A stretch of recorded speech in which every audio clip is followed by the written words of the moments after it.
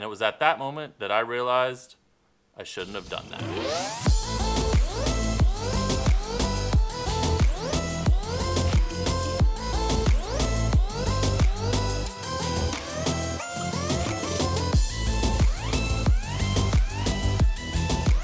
What's going on, guys? Welcome back to the channel.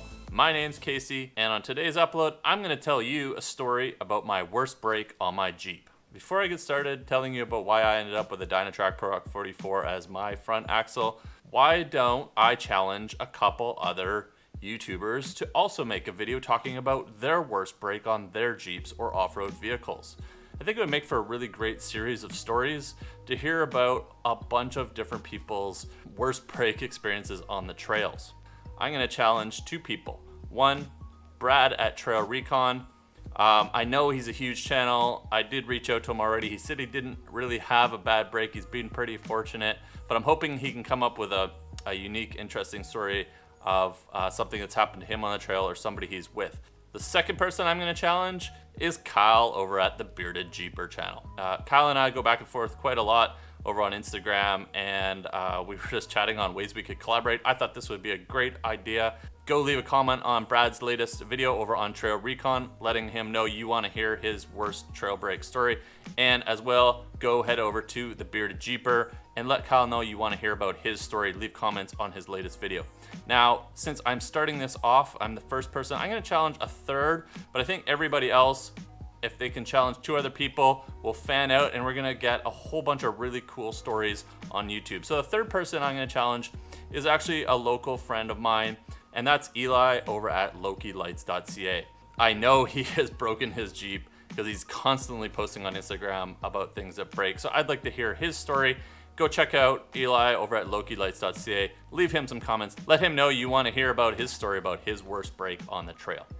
So with all that said, guys, let's get started. I'll tell you just what happened with my Jeep. So I've only been off-roading for about 3 years, and this happened in the first year of owning my Jeep.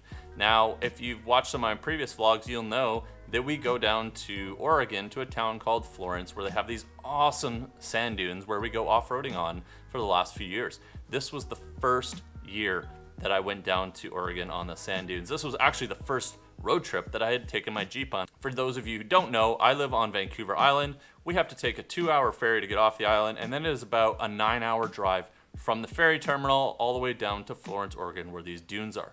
The reason I'm telling you this is I want you to understand just how far I was from my house and just what kind of drive that I have to go through to get back here if I do break anything. And unfortunately, I did. And this is a little bit embarrassing because we drove all day. We got down to the dunes. We rented a house. We got up the next morning. We're super eager to go off-roading because the dunes are a really interesting place. If you're not used to very, very steep inclines, like really steep, really tall inclines, as well off camber, and getting up and down the dunes is just a new skill set that you want to learn. So we were meeting up with some other friends of ours, and while we were doing so, we were talking about different ways to go up and down and when you get stuck and how to get down. And then we decided to go drive around a little bit on our own and come back to the spot. So I hopped in my Jeep. I was excited. I just wanted to go drive around on the dunes a little bit, experience the sand. I didn't want to go up anything too crazy.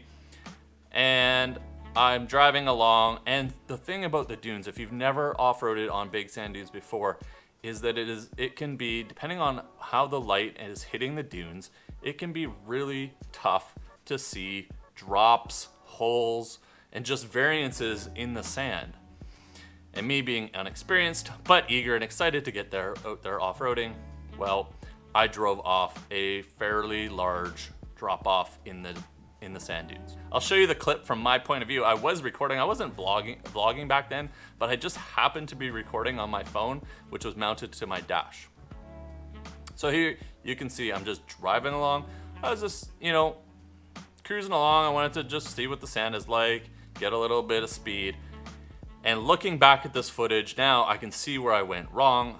I wasn't following existing lines. And that is one of the best things that I can advise you guys if you're out on the sand dunes and you're not experienced on sand. Follow tracks that are already there. And if you can't see where you're going very well, go slow. But the big advice is if you aren't sure, follow some existing tracks because you can usually see where they go. You can see when they drop off a lot better than just going through fresh sand. And I had no idea. I turned a little bit too soon and I drove right off a huge drop. As soon as I hit the ground, I knew I had made a big mistake. And I looped back around because I was like, I didn't even see it. I didn't even see the dune when I drove off it. I drove back around. I wanted to see just what I drove off, what happened there. Some stuff that was mounted on my windshield. Like, I hit the ground so hard that the suction cup mount for my trail dash fell off my windshield. And as I was driving back, I had a pretty nasty clank, clank, clank, clank coming from my front end, and that is never a good sign. I was able to kind of limp back to where the other guys were. We hopped under the Jeep, had a look. Axle shaft, front passenger side axle shaft was broken. You could see that it was snapped right at the U-joint. The ears on the U-joint were just snapped right off. So with four-wheel drive, without four-wheel drive, you can't really get anywhere in the sand. So this is why you carry recovery gear, guys. Out came the tow straps, hooked myself up to another Jeep that was with us, and dragged me back to the pavement, and then I was able to limp really slowly back to the house. So when we got to the house, my tire looks a little off. And when I say off, I mean cambered. And the passenger side of my front axle now had about 6 degrees of camber, which it's quite substantial. Here's a photo of just how bent my front axle was. This was not the ball joints bent. This was my axle. So it was really, really bent. And as well, where the axle tubes meet the differential housing in the middle, it was actually leaking differential oil out of the connection point there. So I knew I had really messed up my axle. I am down in Oregon. I actually have my family with me, and we just got here. We had barely done any off-roading. Here we are for the next couple days, no Jeep. So basically we pulled the axle shaft out. It was hard to get out because the axle was so bent, and the axle shaft was, basically wedged in the bent axle tube. Luckily, I didn't damage the front axle so badly that I couldn't drive it at all.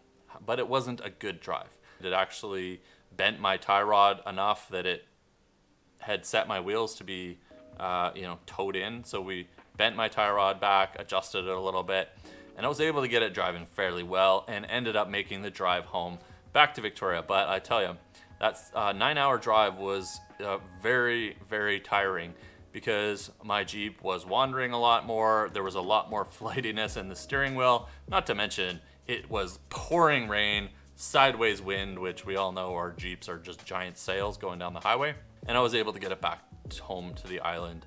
That housing had to be scrapped. So I ordered up a Pro Rock 44 housing. I decided at that time, well, everything's apart anyways, I might as well re-gear my Jeep. I took my locker from the front, added it to a new gear set, added some new axle shafts to it, and now I had a Pro Rock 44 built, and then re-geared the back as well. So that's my story, guys. That is probably the worst break. I always seem to break something though when I go down to the dunes, and this is one of the big things that keeps me hesitant from going on really long road trips to like Moab or down to the Rubicon. With the way I like to wheel and my bad luck, that I will damage my Jeep beyond drivability. And if somebody with us doesn't have a trailer, I have no idea how I would get my Jeep back home. So I hope you guys thought this story was interesting. I wanted to tell it. It's been a long time. I wish I was vlogging back then, but it's been a long time since that happened. So I'm hoping by challenging Brad at Trail Recon, Kyle over at the Bearded Jeeper, and my good friend Eli over at LokiLights.ca, I really want to try to bring together more people that watch YouTube videos and make YouTube videos and build a community. Lessons to be learned from this: obviously, know what you're doing when you're out in sand dunes. If you don't, follow somebody else's tracks, and be careful if you're too far away from home without a trailer. Anyways, guys, we just hit 3,000 subscribers. I can't tell you how much I appreciate all the support that everybody out there has been giving me while I make these videos. Make sure you leave a like. It really does help encourage me to keep making these videos. I know that you guys are watching them and enjoying them. And if you're not already, of course, hit that subscribe button. Don't forget, I do publish a new video every Saturday morning, every single week.